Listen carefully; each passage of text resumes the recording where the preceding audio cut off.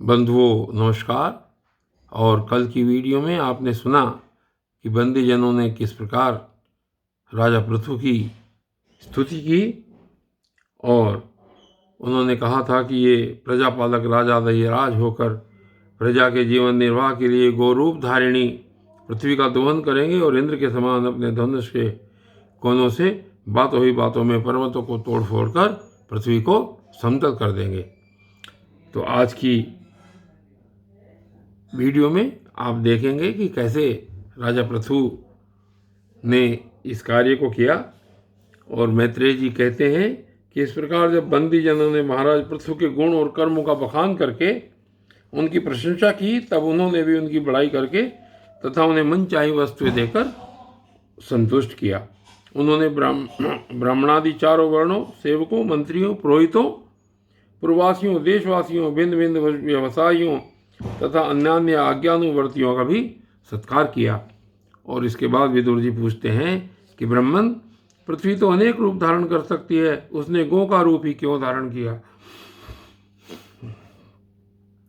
और जब महाराज पृथु ने उसे दुहा तब बछड़ा कौन बना और दोहने का पात्र क्या हुआ?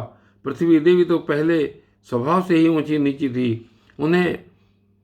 उसे उन्होंने समतल किस प्रकार किया? और इंद्र उनके यज्ञ संबंधी घोड़े को क्यों हर ले गया? ब्रह्मज्ञानियों में श्रेष्ठ भगवान सनत कुमार जिसे ज्ञान और विज्ञान प्राप्त करके वे राज ऋषि की इस गति को प्राप्त हुए। पृथु रूप से सर्वेश्वर भगवान श्री कृष्ण ने ही अवतार ग्रहण किया था। अतः पुण्य कीर्ति श्रीहरि के उस पृथु अवतार से संबंध रखने वाले जो भी पवित्र चरित्र हों वे सब आप मुझे कहिए। मैं आपका और श्री कृष्णचंद्र का बड़ा अनुरक्त भक्त हूँ।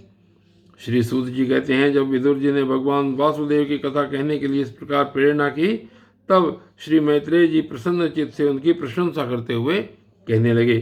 श्री मैत्रेय जी ने कहा, विदुर जी, ब्राह्मणों ने महाराज पृथु का राज्याभिषेक करके उन्हें प्रजा का रक्षक उद्घोषित किया। इन दिनों पृथ्वी अन्नहीन हो गई थी, इसलिए भूख के कारण प्रजाजनों के शरीर सूखकर कांटे हो गए थे। उन्होंने अपने स्वामी पृथु के पास आकर कहा, राजन, जिस प्रकार कोटर में सुलगती हुई आग से पेट जल जाता है, उसी प्रकार हम पेट की भीषण ज्वाला से जले जा रहे हैं। आप शरणागतों की रक्षा करने वाले हैं और हमारे अन्नदाता प्रभु बनाए गए हैं, इसलिए हम आपकी शरण में आए हैं। आप समस्त लोगों की रक्षा करने वाले हैं, आप ही हमारी जीविका के भी स्वामी हैं। अतः राजराजेश्वर, आप हम क्षुधा पीड़ितों को शीघ्र ही अन्न देने का प्रबंध कीजिए। ऐसा न हो कि अन्न मिलने से पहले ही हमारा अंत हो जाए। तो श्री मैत्रेय जी कहते हैं कि कुरुवर, प्रजा का करुणा क्रंदन सुनकर महाराज पृथु बहुत देर तक विचार करते रहे। अंत में उन्हें अन्नाभाव का कारण मालूम हो गया। पृथ्वी ने स्वयं ही अन्न एवं औषधि आदि को अपने भीतर छिपा लिया है। अपनी बुद्धि से इस बात का निश्चय करके उन्होंने अपना धनुष उठाया और त्रिपुर विनाशक भगवान शंकर के समान अत्यंत क्रोधित होकर पृथ्वी को लक्ष्य बनाकर बाण चढ़ाया। उन्हें शस्त्र उठाते देख पृथ्वी कांप उठी और जिस प्रकार व्याध का पीछा करने पर हरिणी भागती है, उसी प्रकार वह डरकर गौ का रूप धारण करके भागने लगी। यह देखकर महाराज पृथु की आंखें क्रोध से लाल हो गई। वे जहाँ जहाँ पृथ्वी गई वहाँ धनुष पर बाण चढ़ाए उसके पीछे लगे रहे।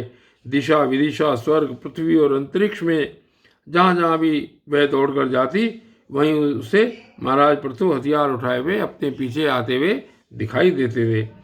जिस प्रकार मनुष्य को मृत्यु से कोई नहीं बचा सकता, उसी प्रकार इस त्रिलोकी में वेन पुत्र पृथु से बचाने वाला कोई भी नहीं मिला। तब वह अत्यंत भयभीत होकर दुखित चित्त से पीछे की ओर लौटी और महाभाग पृथु जी से कहने लगी। महाराज पृथ्वी ने क्या कहा कि धर्म के तत्व को जानने वाले शरणागत वत्सल राजन, आप तो सभी प्राणियों की रक्षा करने में तत्पर हैं। आप मेरी भी रक्षा कीजिए। मैं अत्यंत दीन और निरपराध हूँ। आप मुझे क्यों मारना चाहते हैं? इसके सिवा आप तो धर्मज्ञ माने जाते हैं, फिर मुझे स्त्री का वध आप कैसे कर सकेंगे?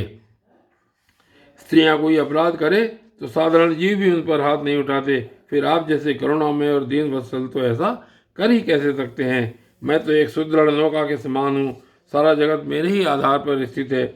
मुझे तोड़कर आप अपने को और अपनी प्रजा को जल के ऊपर कैसे रखेंगे? महाराज पृथु ने कहा, पृथ्वी, तू मेरी आज्ञा का उल्लंघन करने वाली है। तू यज्ञ में देवता रूप से भाग तो ले लेती है, किंतु उसके बदले में हमें अन्न नहीं देती, इसलिए आज मैं तुझे मार डालूंगा। तू जो प्रतिदिन हरी हरी घास खा जाती है और अपने थन का दूध नहीं देती, ऐसी दुष्टता करने पर तुझे दंड देना अनुचित नहीं कहा जा सकता। तू ना समझ है, तूने पूर्व काल में ब्रह्मा जी के उत्पन्न किए हुए अन्नादि के बीजों को अपने में लीन कर लिया है, और अब मेरी भी परवाह न करके उन्हें अपने गर्भ से निकालती नहीं। अब मैं अपनी बाणों से तुझे छिन्न भिन्न कर तेरे मेधे से इन क्षुधातुर और दीन प्रजाजनों का करुण क्रंदन शांत करूँगा। जो दुष्ट अपना ही पोषण करने वाला तथा अन्य प्राणियों के प्रति निर्दयी हो, वह पुरुष, स्त्री अथवा नपुंसक कोई भी हो, उसको मारना राजाओं के लिए न मारने के ही समान है। तू बड़ी गर्वीली और मदोन्मता है, इस समय माया से ही यह गौ का रूप धारण बनाए हुए मैं बाणों से तेरे टुकड़े टुकड़े करके अपने योग बल से प्रजा को धारण करूंगा। इस समय महाराज पृथु काल की भांति क्रोधमयी मूर्ति धारण किए हुए थे। उनके ये शब्द सुनकर धरती कांपने लगी और उसने अत्यंत विनीत भाव से हाथ जोड़कर कहा। पृथ्वी ने कहा, आप साक्षात परम पुरुष हैं तथा अपनी माया से अनेक प्रकार के शरीर धारण कर गुणमय जान पड़ते हैं। वास्तव में आत्मानुभव के द्वारा आप अधिभूत, अध्यात्म और अधिदेव संबंधी अभिमान और उससे उत्पन्न हुए राग द्वेष आदि से सर्वथा रहित हैं। मैं आपको बार बार नमस्कार करती हूँ। आप संपूर्ण जगत के विधाता हैं। आपने ये त्रिगुणात्मक सृष्टि रची है और मुझे समस्त जीवों का आश्रय बनाया है। आप सर्वथा स्वतंत्र हैं। प्रभु, जब आप ही अस्त्र शस्त्र लेकर मुझे मारने को तैयार हो गए, तब मैं और किसकी शरण में जाऊं? कल्प के आरंभ में आपने अपने आश्रित रहने वाली वृष्णियाँ माया से इस चराचर जगत की रचना की थी, और उस माया के द्वारा ही आप इसका पालन करने के लिए तैयार हुए हैं।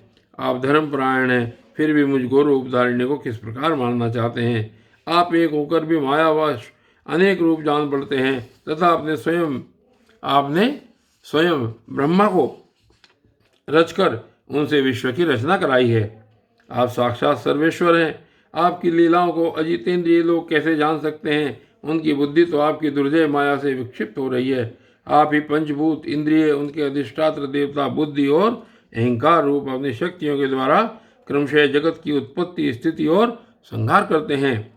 भिन्न भिन्न कार्यों के लिए समय समय पर आपकी शक्तियों का आविर्भाव तिरोभाव हुआ करता है। आप साक्षात परम पुरुष और जगत विधाता हैं। आपको मेरा नमस्कार है।